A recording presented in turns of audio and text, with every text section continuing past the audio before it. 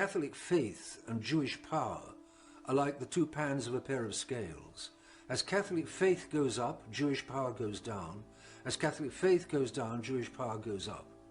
Because the Jews have always been, from the time that they crucified our Lord Jesus Christ, they have always been enemies of the Catholic Church.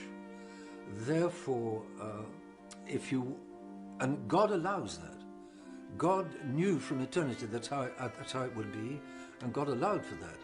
If you want to train a good boxer, you're going to give him good sparring partners and not bad sparring partners.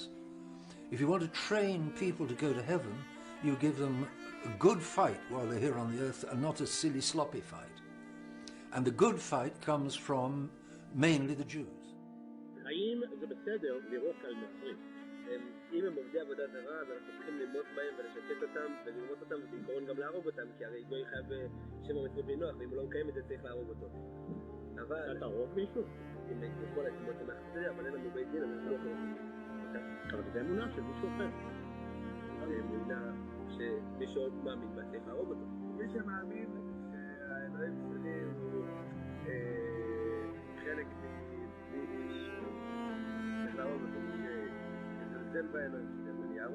אז זה לא, אבל זה תפקיד שלכם, להרוג או לראות, זה לא התפקיד של אנשים? לא, השם אומר לנו מה לעשות. הוא אומר...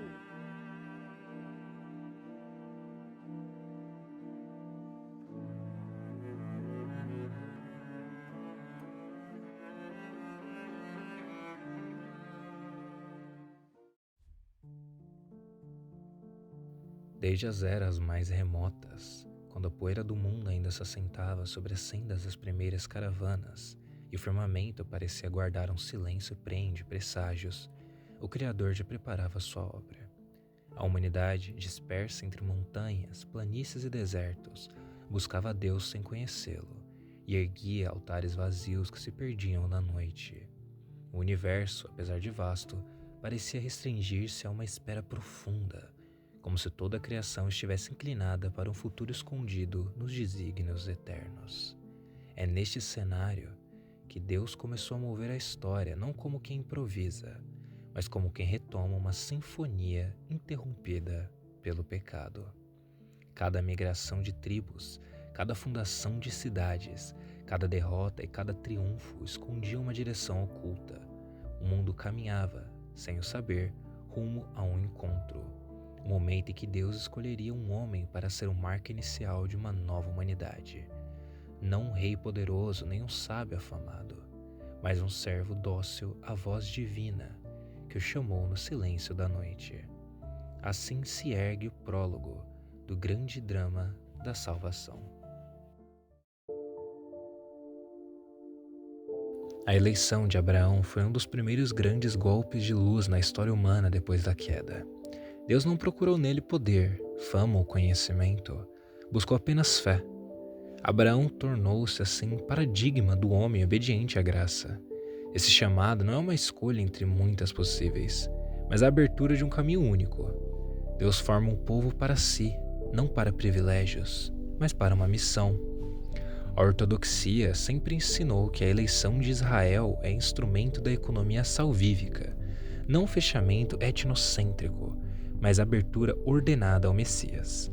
A promessa feita a Abraão, terra, descendência e bênção universal, possui uma profundidade teológica que ultrapassou séculos de estudo. A terra é sinal concreto de fidelidade. A descendência anuncia a linhagem que prepara a encarnação do Verbo. A bênção, as nações, revela que o plano de Deus jamais foi restrito. A Igreja, ao longo dos séculos, leu essas promessas à luz de Cristo. Como São Paulo ensina, a promessa foi feita a Abraão e a sua descendência, que é o Cristo. O magistério tradicional afirma que Israel é o povo eleito como guardião das promessas e que essas promessas encontram sua plenitude no Salvador. Abraão não é apenas patriarca biológico, mas pai espiritual daqueles que vivem na obediência da fé. A ortodoxia repete sem cessar que a verdadeira descendência de Abraão é aquela que crê. É por isso que toda a história de Israel desde os patriarcas aos profetas, se estrutura com preparação direta e objetiva à vinda do Messias. Deus molda o povo escolhido como vaso sagrado destinado a receber a plenitude da revelação.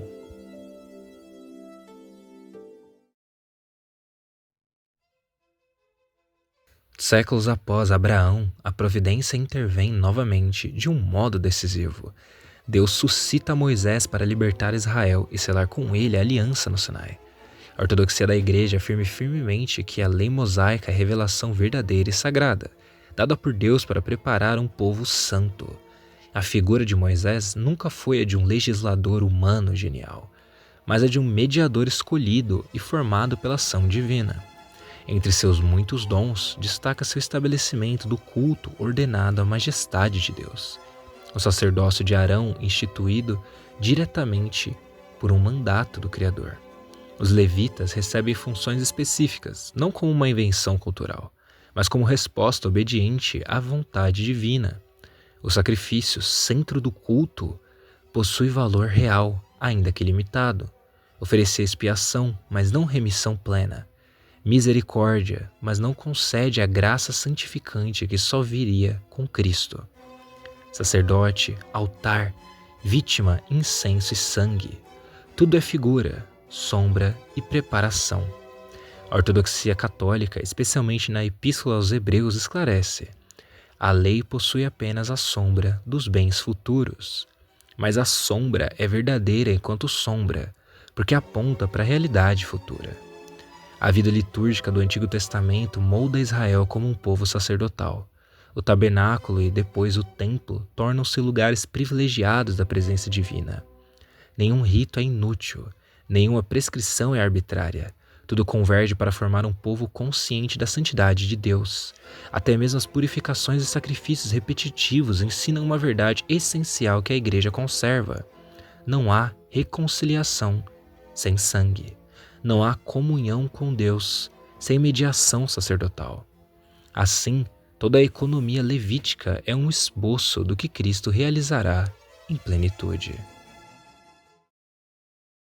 For many Jews, Israel has become their religion. It's replaced Judaism. I saw, just the last few months was the major Jewish holidays of the year. And I was sent a number of sermons by rabbis. They were vile. They were racist against Arabs, supporting Israel, supporting Netanyahu, praying for the IDF, fundraising for the IDF, encouraging Australian young Jews to join the IDF. I see Zionism now as a cult, honestly. But for many liberal, progressive, secular Jews who support Israel, this is their religion. This is their thinking that our role as Jews needs to be to support Israel uncritically, which of course to me is disastrous. A ideia de eleição abraâmica possuiu ao longo da história diversas camadas de interpretação. No judaísmo clássico, tratava-se de uma eleição espiritual e moral, ou seja, um chamado dirigido a Abraão e a sua descendência para que vivessem na justiça e preparassem a vinda do Messias. Entretanto, após a destruição do templo em 70 d.C. e a consolidação do judaísmo rabínico, esse conceito foi reinterpretado como uma prerrogativa étnica exclusivista, mantida não mais pelo culto sacrificial, mas pela lei oral farisaica posteriormente codificada no Talmud. Essa transformação deslocou o centro da religião para a identidade étnica e para a fidelidade a um sistema legalista, criando um mito de eleição que não depende mais da fé ou da moral, mas de um pertencimento sanguíneo e cultural. Nos séculos 19 e 20, o sionismo político levou esse conceito a uma dimensão nova e abertamente ideológica.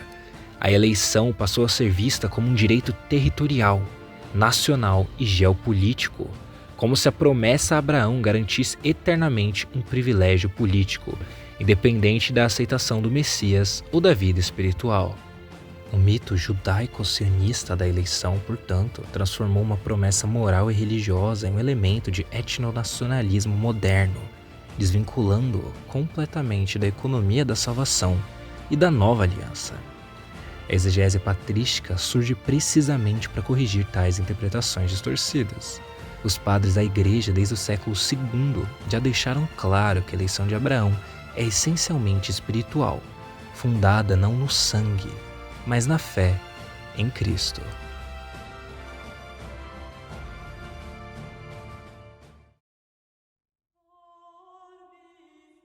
Os padres da Igreja, iluminados pela tradição apostólica, leram a história de Israel com reverência e profundidade.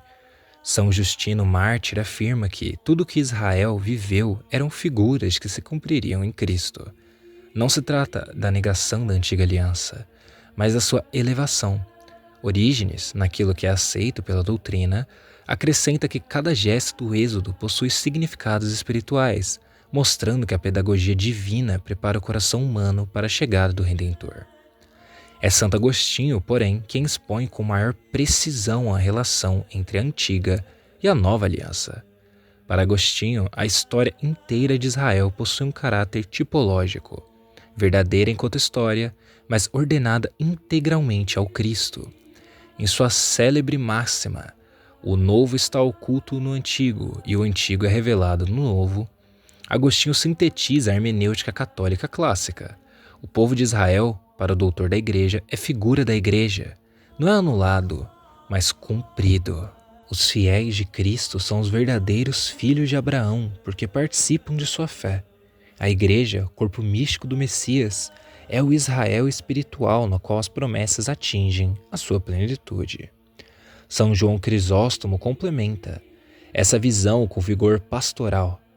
Ele exalta a santidade da lei, a dignidade do sacerdote arônico e a missão profética de Israel, mas adverte os cristãos contra o erro de abandonar Cristo para voltar a figuras antigas.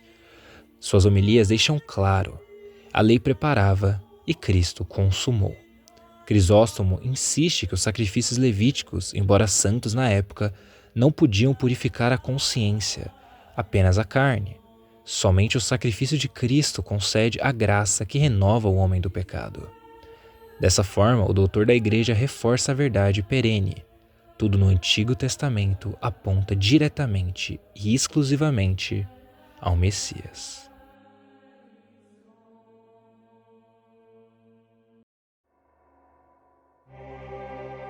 Toda a economia da salvação converge para a chegada do Cristo.